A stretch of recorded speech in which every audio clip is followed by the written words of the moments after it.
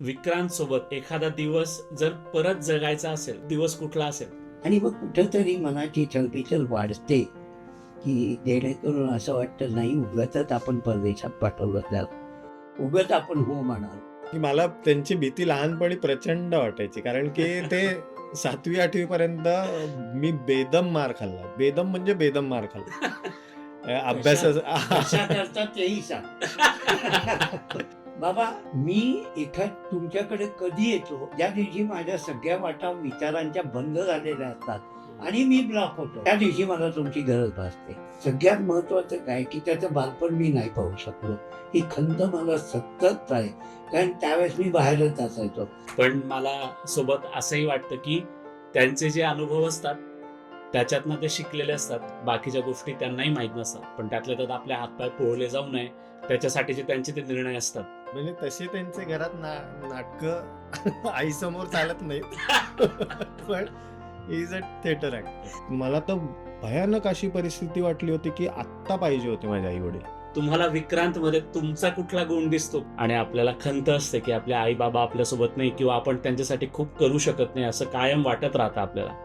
हे तुला कधी जाणवलं की मी परदेशात आहे आणि आता त्यांना म्हातारपण यायला लागलं? बाबांबद्दलची अशी कुठली काळजी आहे की जी तू त्यांना कधीच सांगत नाही, आज सांगावं वाटेल तुला? तुम्हाला आपला मुलगा विक्रांत दूर राहतो याची जास्त खंत कुठल्या क्षणी जाणवते? म्हणजे तू लहान असतानाच्या वेळेच्या बाबांना जर तुला परत भेटता आलं तर त्यांना तू काय सांगशील? तर लहानपणीच्या विक्रांतला कुशीत घेऊन परत काय सांगणार?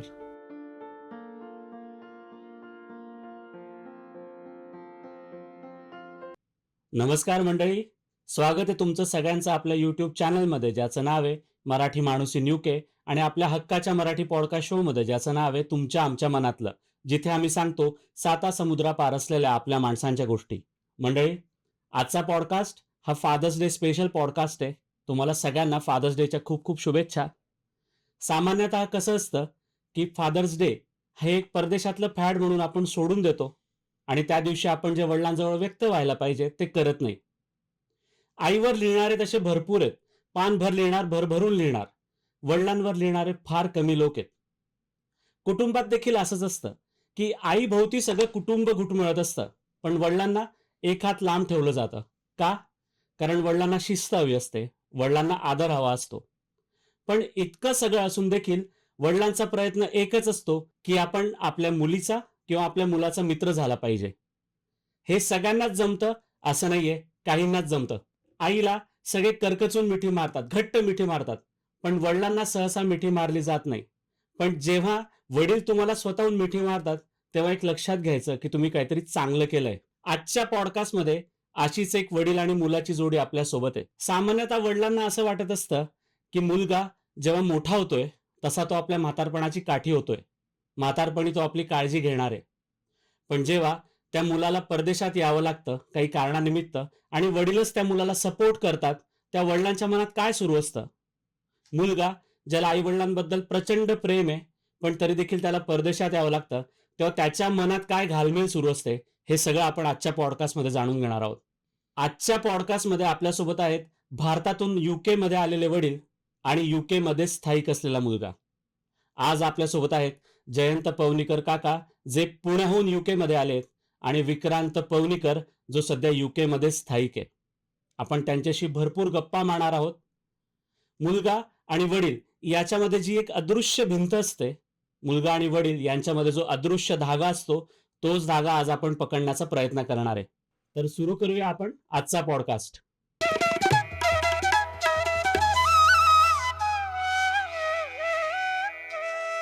काका, विक्रांत, तुमच्या दोघांचं खूप खूप स्वागत आहे तुमच्या आमच्या मनातल्या या पॉडकास्टमध्ये, आणि तुमचे खूप खूप आभार की तुम्ही आज पॉडकास्टला आले. तर काका, मला तुम्हाला पहिला प्रश्न विचारायचा आहे की जेव्हा तुम्हाला कळालं की विक्रांत आता परदेशात शिफ्ट होतोय, परदेशात राहायला जाणार आहे, तर तुमची प्रतिक्रिया काय होती?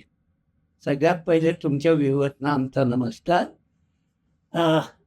मुळामध्ये मी सुरुवात करतो की परदेशात राहण्याची माझी स्वतःची इच्छा होती, पण परिस्थितीमुळे ते शक्य झालं नाही.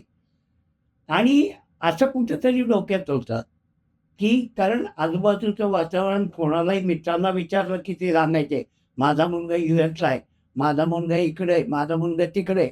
आणि मग कुठं मनात वाटायचं की अरे आपला मुलगा कधी जाणार. आणि ज्या दिवशी पहिली बातमी ज्यावेळेस मला मिळाली आणि मी इतका एक्साईट होतो त्यावेळेस की तुम्हाला खोटं वाटेल की त्यावेळेस मी मित्राला फोन करून सांगायचो. ज्या मित्राला आयुष्यात कधी फोन केला नाही त्याला फोन करून सांगायचो, "अरे माझा" आधीच्या गप्पा व्हायच्या, पण नंतर सांगायचो, "अरे माझा मुलगा UKला चाललाय, माझा मुलगा परदेशात चाललाय." आणि ती एक्साइटमेंट मला खूप होती आणि खूप आनंद झाला की निदान मला स्वप्न माझं पूर्ण करता आलं नाही, ते माझ्या मुलाने माझं स्वप्न पूर्ण केलं. किती छान. म्हणजे सामान्यतः असंच असतं आपल्या वडिलांचं, की त्यांना जे स्वप्न पूर्ण करता आले नाही, ते त्यांच्या मुलांच्या माध्यमातून पूर्ण करण्याचा प्रयत्न करत असतात. तर विक्रांत, जेव्हा तुला कळलं, की आता तुला परदेशात यावं लागतंय, तर तू बाबांना कसं सांगितलेलं? तुला भीती वाटलेली का बाबांची, का कॅज्युअली सांगितलं? म्हणजे मी तुला सांगतो, मला आता 9 वर्ष झाले यूकेमध्ये येऊन. त्याच्या आधी मी साऊथ आफ्रिकेला होतो. बरं. सो मला जेव्हा मी एका प्रोजेक्टवर जेव्हा काम करत होतो, त्यावेळेस मला हे ॲस्पिरेशन्स होते, की बाबा नाही, मला आउट ऑफ इंडिया जायचं आहे. एकदा तरी मला स्वतःसाठी किंवा मला स्वतःला एक्सप्लोर करण्यासाठी आउट ऑफ इंडिया जायचं आहे. त्यावेळेस माझ्या मनात विचार चालू होते. आणि काय कसं झालं, की शिक्षण म्हणजे जन्मापासून ते शिक्षणापर्यंत सगळ्या गोष्टी माझ्या पुण्यात झाल्या होत्या आणि एक आई-वडिलांच्या छत्रछायेखाली आपण वाढलेलो असतो. अगदी. आपण अगदीच पॅम्पर्ड असतो, की घरात मला एक चादरीची पण घडी करायची कधी आयुष्यात गरज पडली नाही. जसं तू म्हणालास, की आई ही सर्वस्व असते आणि त्या कारणामुळे मला एक कुठेतरी मनात खंत होते, की मला आउट ऑफ इंडिया जायचं होतं आणि त्याचे प्रयत्न माझे जेव्हा मी जॉबला लागलो त्याच्या साधारणतः 2-3 वर्षात हे प्रयत्न सुरू झाले, की आता मला बाहेर जायचं आहे. अरे वाह! आणि ह्याची भनक आई-वडिलांनाही कुठेतरी लागतेच, की हा हातपाय मारतोय तर हा नक्कीच जाणार आणि काही ना काहीतरी करून ते समहाऊ सगळं जुळून आलं. साऊथ आफ्रिकेचं गणित जुळून आलं. त्यावेळेस सरप्रायझिंगली म्हणजे माझ्या लग्नाला 1च वर्ष झालं होतं बरं. आणि साऊथ आफ्रिकेची फ्लाइट ज्या दिवशी होती, त्या दिवशी माझी पहिली अॅनिव्हर्सरी होती. बरं. त्यामुळे विचार कर, की माझ्या बायकोचा काय तिळपापड झाला असेल तेव्हा. पण तिला पण माहिती होतं, की याचं स्वप्न आहे आणि ह्याला आत्ता अडवायला नको. त्यामुळे त्यावेळेस मी घरच्यांना सगळ्यांना व्यवस्थित सांगितलं, की मी चाललोय. 3 महिन्याचा प्रोजेक्ट आहे, पण कदाचित वाढू शकतो. असं वगैरे करून मग ती सिच्युएशन आम्ही ढकलली हं. आणि ते साऊथ आफ्रिकेला जोहान्सबर्ग नावाच्या शहरात मी होतो. बरं, बरं. अरे वाह! म्हणजे कॅज्युअली घरात सांगण्यात आलं. हो. अगदी. हां. आणि बायकोचा तिळपापड जरी झाला असेल, तरी तिला सांगायचं, की तुझा पायगुण चांगला आहे म्हणून मी परदेशात जातोय असं. अरे म्हणजे काय? आणि माझंही अगदी तसंच झालेलं, की पहिल्या अॅनिव्हर्सरीला मी पण ट्रेनिंग निमित्त बाहेर गेलेलो. बाय. त्यामुळे मी तुला समजू शकतो पूर्णपणे. पण काका, तुमच्यासाठी माझा प्रश्न आहे आता, की आई-वडिलांची सामान्यतः भूमिका अशी असते, की मुलगा झाला, की तो आता आपल्या म्हातारपणाची काठी होणार. म्हातारपणी तो आपली काळजी घेणार. पण आता त्या म्हातारपणाच्या काठीची संकल्पना बदलली आहे का? कारण शक्यतोवर आता बऱ्याच ठिकाणी आपण बघतो, की मुलं परदेशात किंवा दुसऱ्या शहरात शिफ्ट होतात काही करण्यासाठी. तर काय सांगाल याबद्दल? अ, पूर्वीच्या काळी तो कन्सेप्ट होता. म्हणजे आमच्या लहानपणी म्हणजे आमच्या पूर्वीची पिढी त्यांचा असा कन्सेप्ट होता, की हो मुलगा मोठा झाला, आम्ही आता म्हातारे झालो म्हणजे मुलगाने आता आम्हाला सांभाळायला पाहिजे. पण नवीन जनरेशनचा जर विचार केला आपण आणि या मुलांना आजकालच्या मुलांना जग एवढं लहान झालेलं आहे आणि एक्सप्लोर करायला किंवा स्वतःचं करिअर घडवायला बऱ्याचशा ऑपॉर्च्युनिटीज मिळालेल्या आहेत. बरोबर. आणि मग हा विचार मनात येतो आपल्या. म्हणजे एक पालक म्हणून आपण विचार करतो, की अरे जर आपल्या मुलाला संधी मिळते चांगली, तर मग आपण त्याचे पाय कामाला निवडत. हं, हं, हं. मग तो चांगला पुढे जात असे आणि शेवटी कुठल्याही पालकाचा, मग ते आई असो, वडील असो, यांचं एकच स्वप्न असतं, की आपल्या मुलांनी मोठं व्हावं. बरोबर. आणि ज्यावेळेस मग अशा संधी त्यांना मिळतात, त्या संधींना आपण कुठं आडकाठी घालत नाही ना, हा विचार मनात येतो. आणि मग वाटतं, की अरे नाही, शेवटी आपलं आयुष्य आपल्याला जगायचं आहे. मुलाला मोठं होऊ द्या. जेवढा तो मोठा होईल, तेवढे आम्ही मोठे होऊ. अगदी, अगदी. आणि त्या दृष्टिकोनातून मग असं कधीच मनात आलं नाही, की नाही मुलगा हा आता माझी सांभाळ करेल, माझी काठी होईल. हा विचार कधी आला नाही. ज्या तुम्ही आजच्या जनरेशनचा, आजच्या सिच्युएशनचा विचार करा. त्यामुळे मुलाला तुम्ही जेवढं ढील द्याल किंवा जेवढं मोकळं आहे. सोडाल, जेवढं मोकळं सोडाल, तेवढं तुम्हाला त्या मुलाची प्रगती दिसते आणि तेवढं तुम्हाला आनंद जास्ती मिळतो. मग त्या आनंदाचा मध्ये आपण रोड कशाला घालायचा हा विचार माझ्या मनात आला होता आणि त्या दृष्टिकोनातून आम्ही सपोर्ट करत गेलो होतो. अरे वा. प्रत्येक पालकासाठी आपल्या मुलाची प्रगती होणं हे अभिमानास्पदच असतं. तू जेव्हा परदेशात आलास विक्रांत, तर तुला अशी कुठल्या गोष्टीची खंत जाणवत होती का? आणि तू असं कुठल्या माध्यमातनं तुझ्या वडिलांना सांगत राहिला, की मी तुमच्या सोबत आहे, कायम सोबत आहे. म्हातारपणाची काठी जरी मी नसेल बनू शकत आत्ताच्या वेळेला तुमच्या, तरी मी तुमच्या सोबत आहे. हे कसं जाणवून देत होतास? खरं सांगायचं पुष्कर, तर ज्या दिवशी मी फ्लाईटमधून इथे उतरलो त्या दिवसापासून ती खंत आजपर्यंत, आजच्या दिवसापर्यंत ती कायमस्वरूपी राहणार. आणि कुठलाही मुलगा आज परदेशात जो राहतोय आणि ज्याचे आईवडील इंडियामध्ये आहेत, तर त्या मुलाच्या आयुष्यात ही खंत कायमस्वरूपी रोज 24 तास त्याच्याबरोबर ही चालत राहणार आहे. अगदी त्याला आपण टाळू नाही शकत. समजू शकतो. सो मला तू जर विचारशील की ही गोष्ट तुला रोज खटकते का किंवा ही त्रास देते का? हो, नक्कीच देते. आता आई-वडिलांचं जसं-जसं वाढत्या वयाकडे चालले आहेत, त्याच्यामुळे ती चिंता जास्त वाटते. ज्यावेळेस आलो होतो ती कदाचित कमी असेल, पण ती आता हळू वाढत चालली. पण परिस्थिती आपण म्हणतो ना, नेहमी माणूस अशी जात आहे, की ती उगवत्या सूर्याकडे नेहमी बघत असते. अगदी. त्यामुळे आजही माणूस, तुम्ही तुमचं करिअर, तुमच्या गोष्टी, तुम्ही मुलांना तुमच्या काय देतायत, या सगळ्यांचा विचार करत कुठेतरी आई-वडिलांकडे दुर्लक्ष होतं आणि त्याला त्याला पर्याय नाहीये. पण ॲट द सेम टाईम मला हेही वाटतं, की आपल्या जबाबदाऱ्या किंवा आपलं प्रेम, आपलं कर्तव्य हे आपण सतत त्या गोष्टीचा भान असणं हे माणसाला गरजेचं आहे. अगदी. 9 वर्षामध्ये असा आज एकही दिवस गेला नाही, की ज्या दिवशी माझे कमीत कमी 3 कॉल नाही झालेत.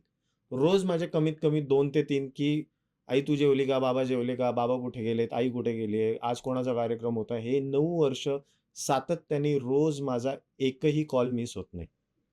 सो मला इन जनरलच वाटतं, की प्रत्येक मुलाला हे वाटत असतं. म्हणजे त्याच्यात, की अरे आई-वडील तिकडं आहेत आणि त्याची काळजी ही कायमस्वरूपी राहतेच. पण त्याला पर्याय नाहीये. अगदी. मला इथं थोडंसं म्हणजे अभिमान म्हणून मी सांगतो, कारण बऱ्याच वेळा मी असं आजूबाजूच्या लोकांकडून ऐकलंय, की मुलं 15-15, 20-20 दिवस, काय महिना, 2-2 महिने फोन सुद्धा करत नाही आई-वडिलांना. पण आज मी तेवढा अगदी म्हणजे ज्याला म्हणतो, की माझा मुलगा कमीत कमी दिवसातून 3 फोन करतो. आणि आता आम्हाला इतकी सवय झाली, की एकाच दिवशी एखादा फोन कमी झाला, तर आम्ही उलटा फोन करतो त्याला आणि विचारतो, "का रे बाबा, आज काय फोन का नाही आला? काही झालंय का तुला?" म्हणजे ही काळजी जशी त्याच्याकडनं होते, तशी आमच्याकडनं तेवढीच काळजी घेतल्या जाते. कारण शेवटी मुलगा किती मोठा झाला तरी ते आपलं बाळ असतं. अगदी, अगदी, अगदी.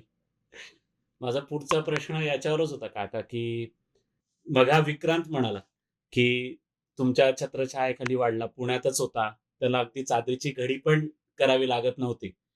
पण जेव्हा तो परदेशात आला, तर परदेशातलं मलाही माहिती, त्यालाही माहिती, की इथं सगळं स्वतःला करावं लागतं. इथं तुमच्या मदतीला असं कोणी नसतं. तर हे जेव्हा तुम्ही बघता, तर तुम्हाला असं वाटतं का, की अरे उगाचच याला परदेशात पाठवलं, की आज विक्रांत ज्या पोझिशनवर आहे, ते बघून तुम्हाला त्याचा अभिमान वाटतो? एकंदरीत त्याचा स्वभाव सुरुवातीचा जो आमच्या छत्रछायेखाली होता, त्यावेळेस पाहिल्यानंतर खरंच सुरुवातीला काळजी वाटली, की हा मुलगा तिथे गेल्यावर स्वतःच्या हाताने जेवण बनवेल का? याला साधी खिचडी टाकता येत नाही. हा कसं करेल? काय करेल? ही काळजी कुठल्याही आई-वडिलांना असते, काय आपण मुलांना ओळखतो. साहजिक आहे. आणि त्या काळजीपोटी आपल्याला वाटतं उगाचच हा चाललाय तिकडे, कशाला जायचं? पण दुसरीकडे विचार येतो, की अरे, जर याच्यावर जबाबदारी नाही पडली, तर हा जीवनात पुढं कसा जाणार आहे? तो विचार आपल्या मनात एक आई-वडील म्हणून येतो, की नाही, त्याला त्याची जबाबदारी घेता आली पाहिजे. आणि इतके दिवस आपण त्याला पंखाखाली ठेवलंय. आता उडू द्या ना त्याला. बरोबर. आणि उडल्यानंतर जसं म्हणतो आपण की पाण्यात पडलं गटांगटात का होईना माणूस शेवटी हातपाय मारायला लागतो. कच्चं मुच्चं खाईल पण हळूहळू तर शिकेल. आणि खरंच म्हणजे आज त्याचा आता म्हणजे सुगरण म्हणतात तशा टाईप तो स्वयंपाक करतो. अरे वा. तो आम्हाला अभिमान आहे. त्यांनी एवढं अचीव्ह केलं या दिवसात. पण एकदा माणसावर पडलं की माणूस बरोबर त्याच्यातून स्वतःला तारून नेतो. तसंच त्याने केलेलं आहे. त्यामुळे आता कुठं वाटत नाही की अरे आपण याला उगाच परदेशात पाठवलं.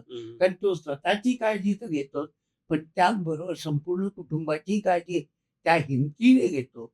त्याचं कौतुक आम्हाला आहे. त्यामुळे खंत वगैरे काही नाहीये त्याच्यावर.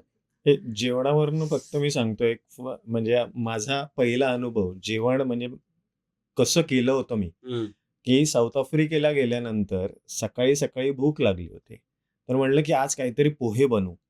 आणि पोहे बनवायला गेलं म्हणलं आई तर नेहमी काहीतरी फोडण्या टाकते म्हणून केलं. तर छान असं तेल टाकलं, जिरं टाकलं, मोहरी टाकली आणि नंतर टाकलं हळद आणि तिखट. आणि नंतर ते कोरडे भिजवले पण नाही पोहे आणि ते टाकले. आणि जे कडक झाले ते काय विचारू, म्हणजे तिथून ते आत्तापर्यंतचा प्रवास हा फार अवघड होता. पण मी पण सांगू शकतो विक्रांत की तू छान जेवण बनवतो, कारण मी तुझ्या हातचं जेवलोय. भरलेल्या वांग्याची भाजी, जळगाव स्पेशल, अगदी मला अशी आठवते कायम की तू एक नंबर केलेली. आणि तुझ्या आता सध्या बोटीत आहेस ना, की तू मला सांगितलं की बाबांना घरी आई वडिलांना सारखे फोन असतात दिवसातनं. मी पण म्हणजे समदुःखी आपण म्हणू शकतो एकमेका, की मी पण त्याच बोटीत आहे तुझ्यासोबत. फक्त अजून पुष्कर स्वयंपाकापर्यंत पोहोचला नाही. हा, म्हणजे मी पोहोचेल हळूहळू स्वयंपाकापर्यंत. पण काका जेव्हा विक्रांत परदेशात गेला, तेव्हा त्या रात्री झोप लागली का पहिल्या दिवशी? नाही, अजिबात नाही. कारण एक काळजी होती ना, की जो माणूस म्हणजे ज्याला पांघरुणाची घडी घालता येत नाही, त्याचं आईशिवाय पान हलत नाही, असा मुलगा परदेशात एकटा चाललाय, तेही काही माहीत नाही.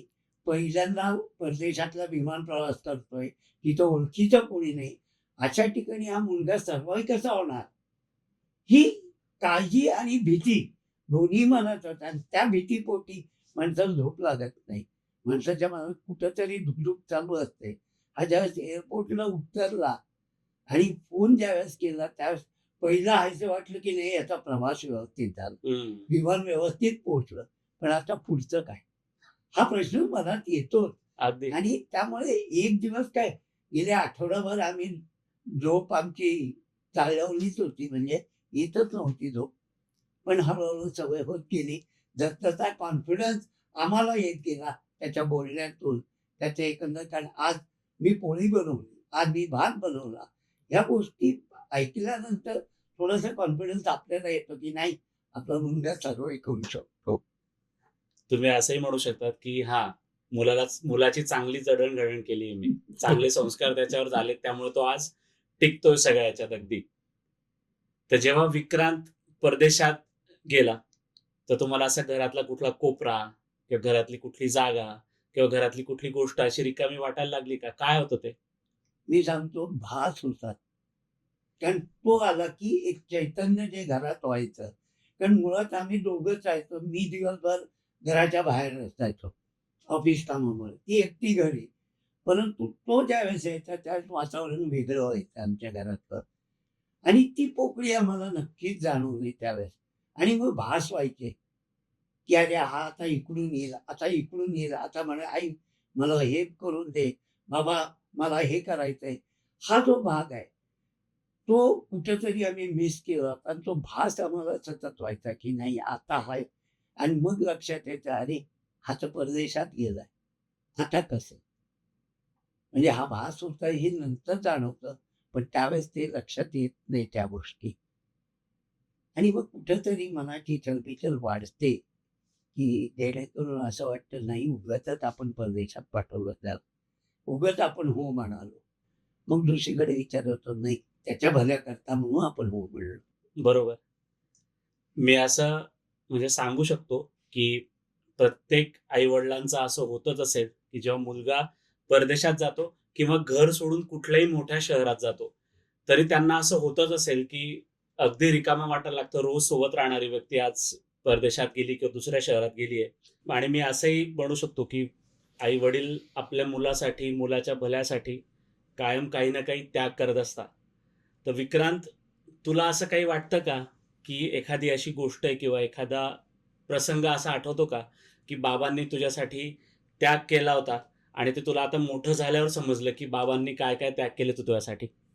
अरे प्रचंड! म्हणजे मला मला असं माझ्याकडे खूप उदाहरणं आहेत तशी द्यायला, की माझ्या आई-वडिलांनी माझ्यासाठी प्रचंड काही केलंय आणि मला असं वाटतं, की त्याची परतफेड कोणीच कुठलाच मुलगा करू शकत नाही. शक्यच नाही. साऊथ आफ्रिकेला जेव्हा जायचं होतं, तर तेव्हा मी आहे ना माझ्या आयुष्यात एक स्वप्न बरोबर पॅक करून घेऊन गेलो होतो, की साऊथ आफ्रिकेला जाताना, की माझ्या आई-वडिलांना एकदा तरी परदेश म्हणजे वारी करायची. आणि मी फार ऐकलं होतं, की क्रुगर आणि या सगळ्या नेचरसाठी फार फेमस आहे साऊथ आफ्रिका. त्यामुळे स्पेशली 2 महिन्यानंतर मी का होईना त्यांना तिकडे साऊथ आफ्रिकेला 1 महिन्यासाठी बोलावलं होतं. अरे वाह! आणि त्यांना पूर्ण मग क्रुगर फिरवणं किंवा तिकडचे नेचर दाखवणं सगळ्या गोष्टी, त्या गोष्टी या मला कुठेतरी वाटत होते, की मी त्यांच्यासाठी करावं. त्यांनी आजपर्यंत लहानपणापासून भरपूर काही सॅक्रिफाइसेस केले. जसं की फॉर एक्झाम्पल आत्ता मला क्विकली माझ्या डोक्यात असं येतंय, की 2021ला स्किल्ड वर्कर व्हिसा सुरू झाला होता. हं. त्याच्यानंतर मला आजही आठवतं, की मी, बाबा, आई, नुपूर आणि असं आम्ही गार्डनमध्ये बसलो होतो आणि तेव्हा चर्चा सुरू झाली होती, की अरे असा-असा स्किल्ड वर्कर व्हिसा सुरू झालाय, तर काय करायचं? दुसऱ्या क्षणी हा विचार आला, की बाबांनी मला हे सांगितलं, की "तू आमचा विचार करू नकोस. आत्ता तुला काय हवंय? तुझ्यासाठी महत्त्वाचं काय? तो विचार कर. तुझं करियर ग्रोथ कुठे आहे? तुझ्या मुलांचं फ्युचर कुठे आहे? त्यांच्यासाठी तू एक कंट्री का होईना ओपन होतीये का? या सगळ्या गोष्टींचा विचार कर आणि निर्णय घेऊन मोकळा हो." तुला पुष्कर खरं सांगायचं तर मी 2019ला बॅग पॅक करून बसलो होतो, की बाबा आता निघायचं. बरं. 2020 साली कोविड आला. त्याच्यानंतर मला दुर्दैवाने इथेच थांबावं लागलं. आम्ही जाऊ शकलो नाही आणि त्याच्यातच माझं पहिली न्यूज त्याच्यात कळाली. बरं. आणि मग त्या विचार कर, की या सगळ्या गोष्टी कशा जुळून येतात, की आपण म्हणतो, की दैव कसं असतं आणि या सगळ्या गोष्टी, की 2020ला राहणं, गुड न्यूज असणं, 2021ला स्किल्ड वर्कर व्हिसा येणं, त्या हिशोबाने आपण सगळ्या गोष्टी बदलत जाणं आणि तुमच्या आयुष्याला कशी दिशा मिळते. पण त्या दिशा जेव्हा दिसत असते, तेव्हा आई-वडील पण कुठे ना कुठेतरी मागे काहीतरी कॉम्प्रोमाईज करतात. खरं आहे. विचार कर, ही किती मोठी गोष्ट आहे किंवा हा किती डिफिकल्ट टास्क आहे, जेव्हा आपला मुलगा म्हणतोय, की "नाही, मी आता आहे ना, इथेच थांबणार आहे. मला परत यायचं नाही." हा किती मोठा सॅक्रिफाईस आहे त्यांच्यासाठी. अगदी खरं आहे. कुठलाच मुलगा हे म्हणजे इमॅजिन नाही करू शकत. त्यामुळे माझ्यासाठी भरपूर सॅक्रिफाइसेस केलेत त्यांनी आत्तापर्यंत आणि त्याची परतफेड जसं मी म्हटलं तसं कोणीही कुठलाच मुलगा करू शकत नाही. म्हणजे आपण असं सहज म्हणतो बोलताना, की निस्वार्थी कोणी असेल ना, की आपल्या चांगल्याचाच विचार करणारं कोणी जर आपलं असेल, तर ते आपले आई-वडील असतात. कधीच त्यांचा स्वार्थ आपल्यासमोर येऊ देणार नाही आणि तुमचे पाय अडकले जातील, असं कधीच होणार नाही. कायम ते पाठीवर हात ठेवून पुढे जात राहा, आम्ही कायम सोबत आहे, अशीच त्यांची भावना असते आपल्यासोबत. तर विक्रांत, मला तुला विचारायचं आहे, की लहानपणीची अशी एखादी कुठली गोष्ट आहे का बाबांची, की त्याची तुला भीती वाटायची? पण आज जेव्हा तू विचार करतो, तर तुला असं वाटतं बरं झालं ते तसं वागले माझ्याशी, त्यांच्यामुळे मी आज असं उभा आहे. एखादा काही किस्सा आहे का असा? अ, आता खरं सांगू का खोटं असं होतंय मला. कारण की मला त्यांची भीती लहानपणी प्रचंड वाटायची. कारण की ते 7वी-8वी पर्यंत मी बेदम मार खाल्ला. बेदम म्हणजे बेदम मार खाल्ला. कशा अभ्यासाचा करता तेही सांग. सो मला मी फार अभ्यासात फार इंटरेस्टेड नव्हतो. त्यामुळे मला असं उड्या मारत अभ्यास करा किंवा आई वाचतीये, मी इकडे असं अभ्यास करत राहा. म्हणजे ते काहीतरी टवाळकीगिरी लास्ट बेंचवाला म्हणतो ना, त्या टाईप मी होतो, काय आहे, अजूनही आहे. तर त्यावेळी बेदम मारायचे बाबा. म्हणजे 7वी पर्यंत त्यांनी मला झाडू-झाडूनी हाणलाय. इतका वाईट हाणलाय. त्याच्यामुळे ते आले, की मला प्रचंड भीती वाटायची. मग नंतर आम्ही पुण्यात जेव्हा शिफ्ट झालो, त्याच्यानंतर त्यांचे दौरे आणि हे सुरू झाले होते आणि अ, त्यानंतर तर काय चंगळच होती. मग आईला आपलं गुंडाळलं, की झालं, मग आपलं काही टेन्शनच नाही. असं सगळं असायचं. अ, आता नंतर जसं जसं हळूहळू त्यांना माझी प्रगती दिसली, गोष्टी सुधरत गेल्या. त्याच्यानंतर आता ते काय म्हणतो आपण की डिस्टन्स कमी होत जातं. आपण आता मूल आणि वडील नाही होत, तर ते आपण मित्र होत जातो. हम्म, हम्म. गमतीचा भाग सोडून दे, पण माझी पहिली आयुष्यातली बियर ती त्यांच्याबरोबर होती. अरे वा. त्यामुळे मला बाहेर कुठेही लपून-छपून काहीही करण्याची गरज नाहीये. आम्ही करायची गरज भासली नाही. हा. आम्ही दोघांनी उघडपणे, की हां, तुला बिअर प्यायची आहे का? चल आपण आज बिअर पिऊया. तर या लेव्हलपर्यंतचा कम्फर्ट माझा त्यांच्याबरोबर आहे आज. अरे वा. पण म्हणजे लहानपणी तुला जे बेदम मारलं अरे भयानक. म्हणून तो आज इथे बसलाय असं म्हणू शकतो. त्यामुळे बिअर पिऊ शकतो आज. असं हा एक सुवर्ण मध्ये सुवर्ण. त्याचं. आमच्या दोघांचं खरं नातं चालू झालं ना, ज्या दिवशी एक दिवशी आम्ही दोघंही पान खायला म्हणून निघालो होतो आणि येता येता त्यांनी एकच सांगितलं होतं, बाबा मी तुमच्याकडे कधी येतो, ज्या दिवशी माझ्या सगळ्या वाटा विचारांच्या बंद झालेल्या असतात आणि मी ब्लॉक होतो, त्या दिवशी मला तुमची गरज भासते. म्हणलं तेच योग्य आहे. पहिले तुम्ही स्वतःचा पूर्ण विचार, स्वतःचं काय आहे ते आधी इनपुट द्या. त्याच्यातून तुम्हाला नाही सोल्युशन मिळालं, then you come to me. मग तुम्ही आले आई-वडिलांकडे आणि मग विचारलं. मग त्यांच्या अनुभवाचा तुम्ही फायदा करून घेतला. That is good. हे नातं होतं आमचं बरोबर. दोघांचं, की प्रत्येक वेळेस बाबा हे झालं, बाबा ते झालं, बाबा आता मी काय करू, असं त्यांनी कधीच केलं नाही. ज्या दिवशी तो ब्लॉक झाला त्या दिवशी माझ्या बाबा आता याच्या पुढे मला सुचत नाही ते याच्यावर काय सोडून. ते सगळं छोट्या-छोट्या गोष्टी असायच्या ना, ते सगळ्या आईकडे. हा. त्या आईकडे. आई हे असंच नाही झालं, ते तसंच नाही झालं, हे आता काय करायचं वगैरे, वगैरे. पण हां, महत्त्वाच्या गोष्टी ज्या असतात, की तुम्हाला जेव्हा फायनान्शियल ॲडवाईस हवा असतो किंवा एखादं मोठं डिसिजन घ्यायचं असतं, तेव्हा कारण की बाबांची फिरती नोकरी असल्यामुळे ना, त्यांनी जग बघितलं होतं. बरोबर. त्यामुळे त्या अनुभवाचा कुठेतरी तुम्ही फायदा आयुष्यात नक्कीच करून घेता. बरं. अगदी बरोबर. अगदी बरोबर. तर मी पूर्णपणे तुझ्याशी सहमत आहे या विषयाला, की छोट्या-मोठ्या गोष्टी ज्या असतात, कुरकुर करणं, करू.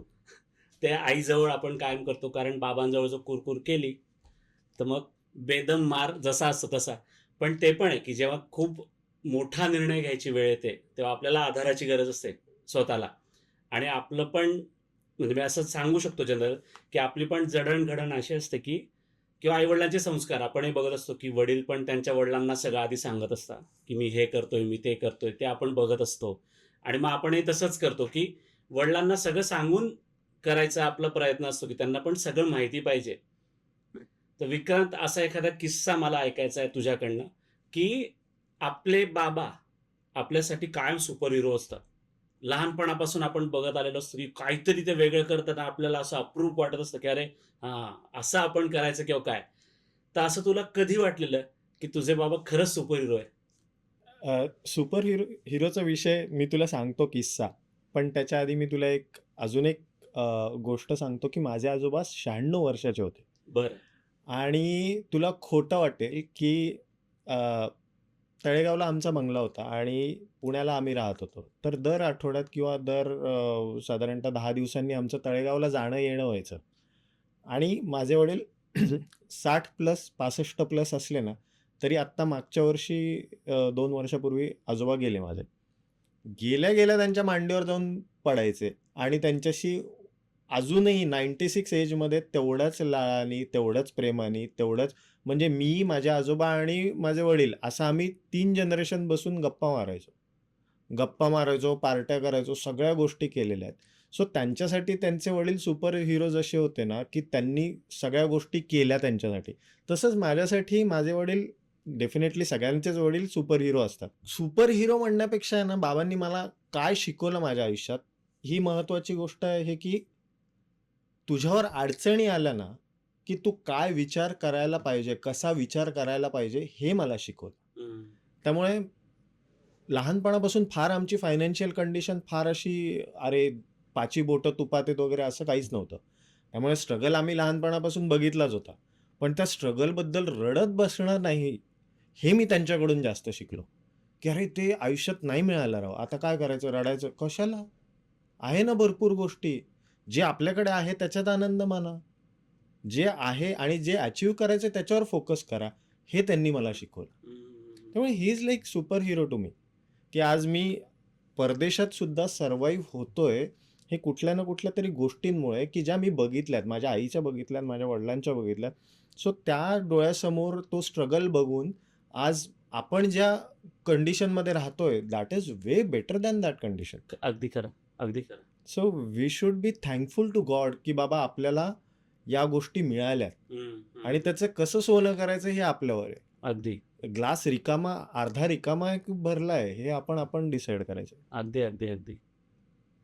काका, तुम्ही विक्रांतला जेव्हा आज बघता अभिमानाने की माझा मुलगा आज इतका मोठा आहे, परदेशात स्थायिक झाला आहे, पण असा एखादा किस्सा आठवतो का लहानपणीचा, की विक्रांतला एखाद्या गोष्टीत यश मिळालं होतं, त्याच्यामुळे तुमच्या डोळ्यात हलकं का होईना पाणी तरळलं होतं आणि छान वाटलं होतं, अभिमान वाटला होता, असा एखादा किस्सा आहे का? कुठल्याही मुलाच्या छोट्या छोट्या गोष्टी त्यांनी जर अचीव केल्या ना, तरी आईवडिलांना ते अभिमानास्पद वाटतंच, या बाबतीत वादच नाही. म्हणजे मी त्या आम्ही दोघंही, म्हणजे मी काय आणि माझी मिसेस काय, आम्हाला एकुलता एक मुलगा असल्यामुळे जास्ती वाटतं. आणि त्यामुळे असं वाटतं, कारण सगळ्यात महत्त्वाचं काय की त्याचं बालपण मी नाही पाहू शकलो, ही खंत मला सतत आहे. कारण त्यावेळेस मी बाहेरच असायचो. सगळं त्याचं बालपण जे आहे ते घडवलं त्याच्या आईने. मला ते बालपण अनुभवायला मिळालं नाही, ती खंत मनात असते. पण जसजसा तो मोठा होत गेला आणि एक एक पायरी वर चढत गेला, तसं एक बाप म्हणून मला वाटणं साहजिक आहे. तो आनंद वेगळाच असतो.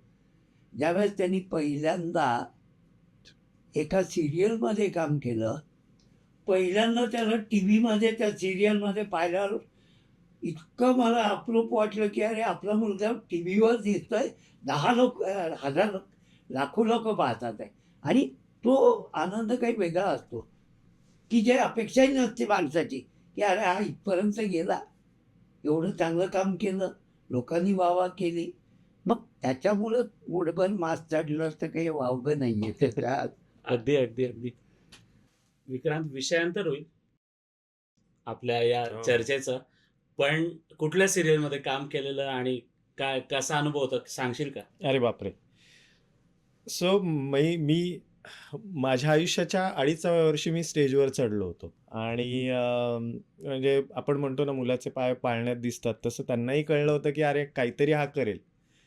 कलापिनी नावाच्या संस्थेतून मग मी नाटक शिकत गेलो, शिबिरं केली वगैरे वगैरे वगैरे. आणि मग 9वीत असताना मला एका ऑडिशनमध्ये बोलवलं होतं. बरं. स्मिता तळवलकरांची सिरियल होती आणि मला असं वाटतं संजय सुरकर त्याचे डिरेक्टर होते. आणि ती ऑडिशन झाली, 100 मुलं वगैरे आले होते. ऑडिशन झाल्यानंतर तेव्हा त्या तिथल्या असिस्टंट डिरेक्टरने सांगितलं की तुम्ही सिलेक्ट झाला आहात म्हणून वगैरे. असं 35 एपिसोड्सचं टोटल काम आहे, म्हणजे साधारणतः 3 ते 4 महिने शूटिंग चालेल असं सांगितल्यानंतर मग मला कळेल ना, कारण की 9वीत आपल्याला फार तेवढं काही कळत नाही. आणि मग नंतर ते कॅमेऱ्यात ॲक्टिंग करायची एवढंच फक्त माहिती होतं.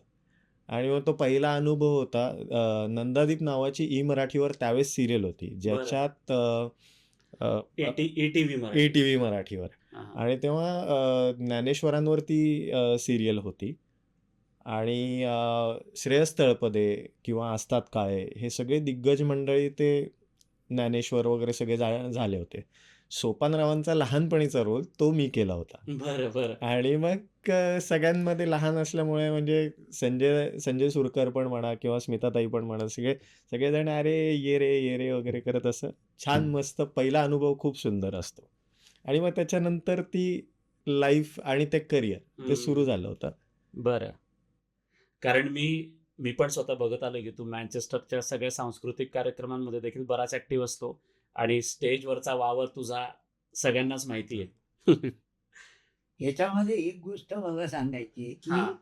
आजही मी त्याच्याकडनं पोचल्या जातो. म्हणजे कसं सांगतो, बाबा बघा तो सेलिब्रिटी बघा, हा बघा हा बघा, मला तुम्ही जाऊ दिलं नाही तिकडं, त्याच्यामुळे असं झालं. पण त्यावेळेस मी सुद्धा विचार, कारण 82 पर्यंत मी थिएटर करत होता. मला माहिती आहे स्ट्रगल काय आहे तिथे, आणि नाही तुम्हाला सक्सेस मिळाल तुमचं आयुष्य बरबाद होतं. त्याच्यापेक्षा बाबा शिक, मोठा हो, नंतर हाऊस म्हणून तुला नाटकात काम करायचं तू करू शकतो. आणि आजही तो मला टोचण्यात देतोच की तुम्ही मला जाऊ दिलं नाही, तुमच्यामुळं मी आज एक चांगल्या ऍक्टरला देश मुकला. हे वाक्य फार महत्वाचं आहे की चांगलं खरंय, actor- आणि खरंय ते वाक्य. पण काका सहसा असंच असतं बरं का, की जेव्हा खूप आईवडील हक्काचे असतात ना, तेव्हा आपण त्यांना अशा गोष्टी सांगतो की अरे बघा तुम्ही मला हे करू दिलं असतं. खंत माझी पण ती आहेच की मी पण वेगळ्या क्षेत्रात राहिलो असतो, पण मला सोबत असंही वाटतं की त्यांचे जे अनुभव असतात त्याच्यातनं ते शिकलेले असतात, बाकीच्या गोष्टी त्यांनाही माहीत नसतात, पण त्यातल्या त्यात आपले हातपाय पोळले जाऊ नये त्याच्यासाठीचे त्यांचे ते निर्णय असतात. नाही, आणि तुम्ही प्रोटेक्ट करता तुमच्या मुलाला. हा, प्रोटेक्ट हा सगळ्यात म्हणजे आई, प्रत्येक आई वडील अगदी अगदी आपल्या अगदी मुलाला जास्तीत जास्त प्रोटेक्ट करण्याचा प्रयत्न. अगदी अगदी आणि मिडल क्लास मेंटॅलिटी थोडीशी असते की बाबा सेफ एन्व्हायरमेंट मध्ये राहणं गरजेचं आहे. अगदी रिस्क फॅक्टर घेऊ नको. जे आहे ना, जे टेस्टेड आहे, प्रूव्हन आहे, तेच कर. हे हम्म. मिडल क्लास फॅमिलीचं टिपिकल वागणं असतं मला. अगदी अगदी कारण बॅकिंग नसतं ना काही. अगदी उद्या काही समजा अपयश आलं, बॅकिंग काय आहे तुमच्याकडे? तुमचं अख्खं लाईफ खराब होतं ना. अगदी बरोबर. म्हणजे मिडल क्लास तर मी सांग, श्रीमंत असेल ठीक आहे, नाही तिकडे मिळालं, एक बिझनेस काढला, पोराला काढून दिला, बस बाबा गल्ल्यावर, एवढं काय. आपल्याला ती गोष्ट करता येत नाही ना. मग अगदी. आपण आपल्या मुलाला प्रोटेक्ट करण्यासाठी हे निर्णय घेतो. अगदी अगदी अगदी म्हणजे इतका सारासार विचार आपले वडीलच आपल्यासाठी करू करू शकतात. शकतात, हे आपण या सगळ्या चर्चेतनं आपल्याला लक्षात येतंय आणि आयुष्यभर लक्षात येत गेलंय. पण थिएटर तुला बाबांकडूनच आलंय. हो हो हो, म्हणजे काय ना, म्हणजे तसे त्यांचे घरात नाटकं आईसमोर चालत नाहीत. पण इज अ थिएटर ऍक्टर. अरे वा, किती छान. तर विक्रांत, आता आपण परत मूळ चर्चेकडे येऊ आपल्या, की जेव्हा तू परदेशात आला तेव्हा असा एखादा प्रसंग आला होता का की तू खचलायस आणि तेव्हा तुला असं वाटलं की आज बाबा जर इथे असते तर फार बरं झालं असतं. तू त्याला असा विचार पण करू शकतो, खचलायस किंवा काही अडचण आली होती तुझ्या समोर आणि तुला बाबांची त्यावेळेला आठवण आली होती का? खरं सांगायचं तर मला रोज असं वाटतं आई वडील इकडे असावेत म्हणून. सगळ्याच मुलांना वाटतं. पण स्पेसिफिक 2019ला जेव्हा कोविड 2020 मार्चला सुरू झाला, त्याच्यानंतर आम्हाला कळालं की बाबा न्यूज आहे, गुड न्यूज आहे. आणि त्यावेळेस सगळीकडे लॉकडाऊन होतं. समहाऊ इंडियातून लोक इथे येऊ शकत नव्हते ना, आम्ही जाऊ शकत होतो. बरोबर. तो काळ माझ्यासाठी प्रचंड प्रचंड म्हणजे प्रचंड अवघड होता. कारण की बाळंतिणीचं करायचं कसं इथपासून सगळी सुरुवात होती, की सामान आणणं आणि ते करणं, की पूर्ण तिला सकस आहार देण्यापासून या सगळ्या गोष्टी मॅनेज कशा करायच्या. त्यामुळे, आणि ते पण आयुष्यात पहिलीच वेळ, अगदी आणि आईवडिलांची साथ नाही, इथे नाहीये. मला तर भयानक अशी परिस्थिती वाटली होती की आत्ता पाहिजे होते माझे आईवडील. पण ते आपण म्हणतो ना की आपण प्लॅन करतो, पण देवाच्या मनात काही वेगळ्याच गोष्टी असतात. अगदी अगदी अगदी Touch- देव तेवढी शक्ती देतो त्या मोमेंटला, अगदी तो देतो, कारण तुमचा विश्वास असतो त्यावर की हे मी करू शकतो. आपण हा कॉन्फिडन्स असल्यानंतर कुठली गोष्ट अवघड नाही. अगदी अगदी आणि खरंच महाराजांची कृपा बघ, तुला खोटं वाटेल की 23 तारखेला डिसेंबर 23 तारखेला पुण्यावरनं मुंबईवरनं सगळ्यात शेवटची फ्लाईट उडाली. म्हणजे पहिला लॉकडाऊन झाला, ओपन झालं होतं, आणि 23 डिसेंबरला सगळ्यात शेवटची फ्लाईट उडाली. आणि त्या फ्लाईटमधल्या त्या दिवसातल्या सगळ्यात शेवटच्या फ्लाईटमध्ये या दोघांचं तिकीट होतं. अरे वा. आणि 24 तारखेला त्या सगळ्या फ्लाईट बाकीच्या सगळ्या बंद केल्या आणि जानेवारीमध्ये डिलिव्हरी झाली. किती छान. म्हणजे हे आपण म्हणतो, पण किती ही त्याचीच कृपा असते ना. अगदी. देवाची कृपा असते. त्याच्याशिवाय तुम्ही हे एवढं जुळून नाही येत, हा, इतकं पण जुळून नाही येणार. जुळून नाही येणार, हा, म्हणजे तू किती पण साखळी जोडायचा प्रयत्न कर, नाही करू शकत. तसं नाही होणार. नाही पण होत. त्याच्या मनात असेल तर ते असं जुळून येतं. हो, अगदी. अगदी.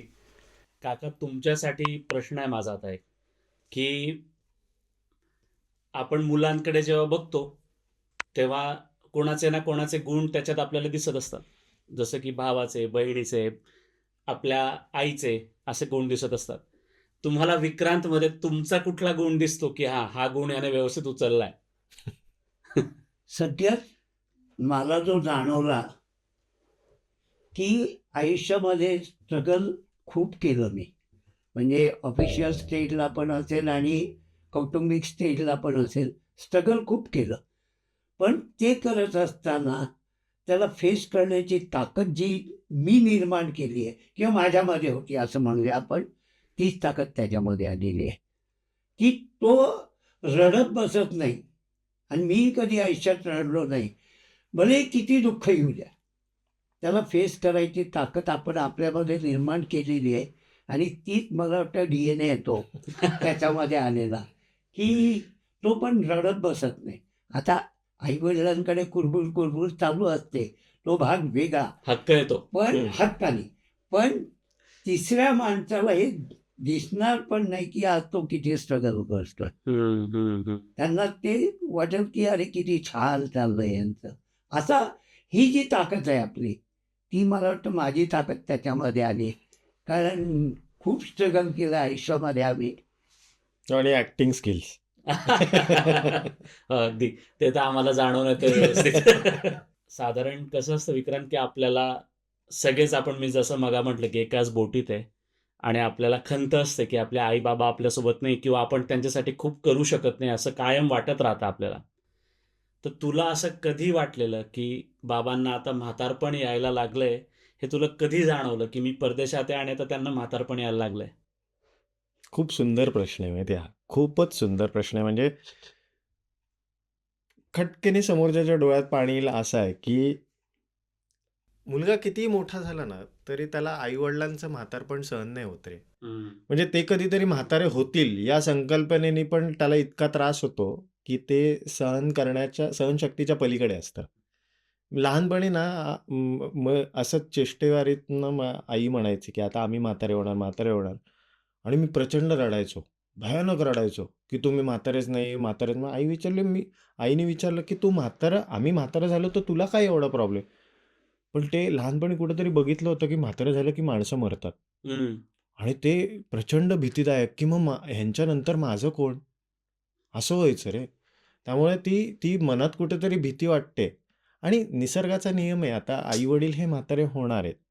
हे आत्ता कळतंय. पण त्या काळात आपल्याला कळत नसतं. नाही, नाही. आणि आपल्या डोळ्यासमोर ते म्हातारे होत आहेत. तुम्हाला कितीही वाटलं तरी आता मी रोज काही ना काहीतरी आईचा पाय दुखणं, बाबांचं काहीतरी किंवा मध्ये त्यांना बरं नव्हतं. आपण जाऊ शकत नाही रे. असं पटकन नाहीये, की आज पुण्यावरनं आपण गेलो तळेगावला आणि राहिलो आणि पटकन जाऊन करून आलो. असं नाही करता येत. नाही, नाही, नाही. त्यामुळे त्या त्या गोष्टीचा इतका त्रास होतो ना, तुला खरं सांगतो. आणि कधी-कधी असंही होतं, की रात्रीची झोप उडते. अचानक कुठेतरी मनात विचार येतो, की अरे, आई-वडिलांना उद्या झालं तर काय करायचं? आणि कोण करणार त्यांचं?